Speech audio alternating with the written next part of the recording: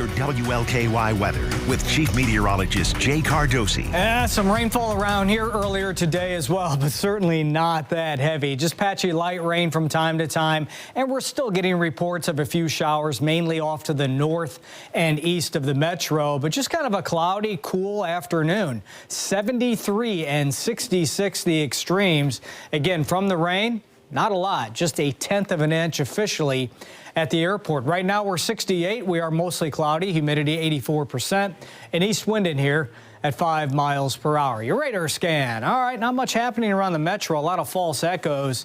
It could be a sprinkle on the windshield. The moisture is quite thick, but overall, the more persistent rain showers we had earlier in the day, that activity is either off to the north or the east. But you can see the greatest coverage of widely scattered showers north of I-64.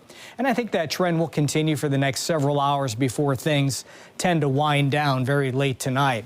Low to middle 60s, the coolest air east of I-65. You go west of I-65, you're in the middle and upper 60s, and then you get into the 70s the farther west you go. And there's a big pocket of warm weather that is now starting to organize across the plains, the desert southwest. That's what's on the way. So here's today's weather system, a little bit more energy trying to work across our northern communities tonight.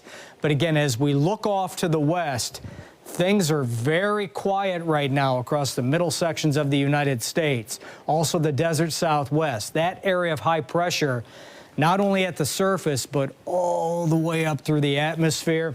This thing is really starting to show signs of expanding and moving off to the east. So what it's going to do is bring us lots of dry weather as we move through the weekend and especially next week. And warming temperatures, hot temperatures on the way for next week. When you wake up in the morning, not going to be hot. It's going to be actually fairly pleasant.